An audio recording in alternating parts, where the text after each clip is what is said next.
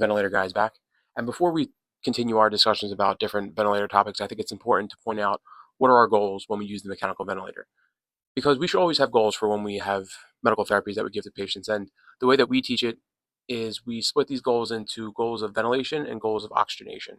So when we start someone on the mechanical ventilator, we are targeting goals of ventilation, goals of oxygenation, as well as ensuring patient safety and comfort. So first, the goals of ventilation. We target a pH of around 7.2. We target a plateau pressure of less than 30, and we target no to minimal auto PEEP.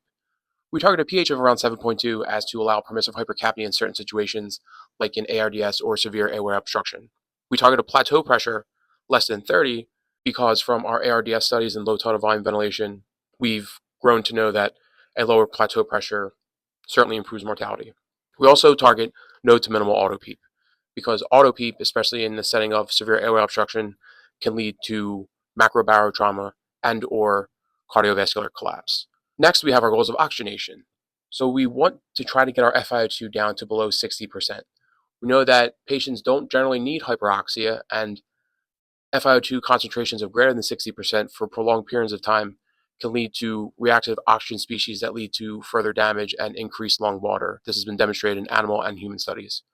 We tend to target an SpO2 of around 90%, and that's sort of a very large moving target depending on you have the patient in front of you.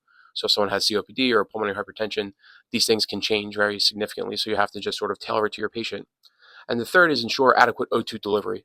If we talk about the oxygen delivery equation, we know that even though the oxygen that's being delivered could be 100% saturated with oxygen, there just might not be enough, either through a delivery issue, like a cardiac problem, or not enough blood to carry, so if the patient's anemic. So that's another thing that we try to target.